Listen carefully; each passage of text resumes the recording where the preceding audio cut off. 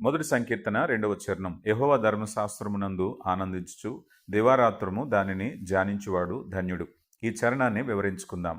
యెహోవా ధర్మశాస్త్రము అనే మాట దేవుని ఆజ్ఞలు, బోధలు, మార్గదర్శకాలుగా వాక్యం ద్వారా మనం తెలుసుకుంటున్నాం. ఈ ధర్మశాస్త్రములో ఆనందించటము, దివారాత్రులు ధ్యానించుట అనే 3 మాటలు మనకు కనిపిస్తున్నాయి.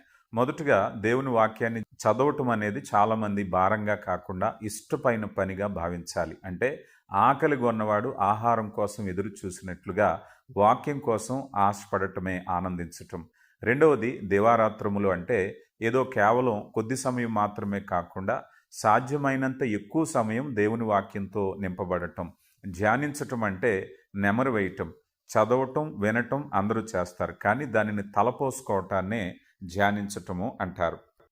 యెహోషువ గ్రంథం 1వ అధ్యాయం 8వ వచనంలో యెహోషువతో చెప్పబడుతున్న మాట, ధర్మశాస్త్ర గ్రంథమందు నువ్వు బోధింపక తప్పిపోకూడదు, అప్పుడు నీ మార్గము వర్ధిల్ల చేసుకుని చక్కగా ప్రవర్తించదు అన్నారు.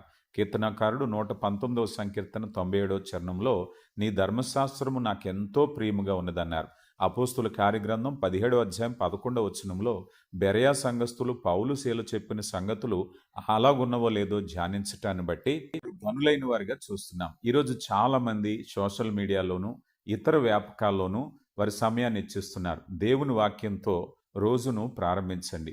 నీకు సమస్యలు వచ్చినప్పుడు, ఆర్థిక ఇబ్బందుల, మానసిక ఒత్తిడి కలిగినప్పుడు లోకపు సలహాలు కంటే దేవుని వాక్యం ఇచ్చే వాగ్దానాలు ధ్యానించటం ద్వారా శాంతిని, సమాధానాన్ని పొందుకోగలుగుతావు. అలాగే నువ్వు నిర్ణయం తీసుకునేటప్పుడు, ఏదైనా ముఖ్యమైన నిర్ణయం తీసుకునేటప్పుడు ఈ విషయంలో దేవుని వాక్యం ఏం చెబుతుంది అని ఆలోచించటం ద్వారా దివారాత్రములు ధ్యానించిన వ్యక్తిగా ఉంటావు. నువ్వు పనిచేసే ప్రాంతాల్లో పని ఎక్కువగా ఒత్తిడి ఉన్నప్పుడు నీ భారము యెహోవా మీద మోపము వంటి వచనాలు మనం అర్థం చేసుకోవటం వల్ల మనసులో నెమ్మది, సమాధానం పొందుకోగలుగుతాం.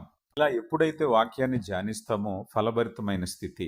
వాక్యాన్ని వినటం అనేది విత్తనం వేయటం అంటే, వాక్యాన్ని ధ్యానించటం అనేది నీరు పోయటం లేనిది. ధ్యానము లేనిదే ఆత్మీయ ఫలము రాదు.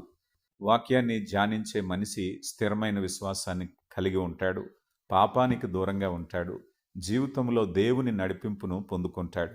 యేసు ప్రభువారు మత్తయి సువార్త 4వ అధ్యాయంలో అరణ్యములో సాతానును యేసు ప్రభు లేఖనములో రాయబడి ఉన్న విషయాలను గురించి సాతానుకు తెలియపరుస్తూ అపవాది మీద జయించినట్టుగా మనం చూస్తున్నాం.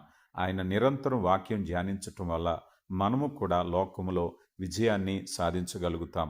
మరి నువ్వు వాక్యాన్ని ధ్యానిస్తున్నావా? రోజుకి ఎన్ని అధ్యాయాలు చదువుతున్నావో కామెంట్ రూపంలో తెలియపరచు. దేవుడు నిన్ను దీవించునుగాక.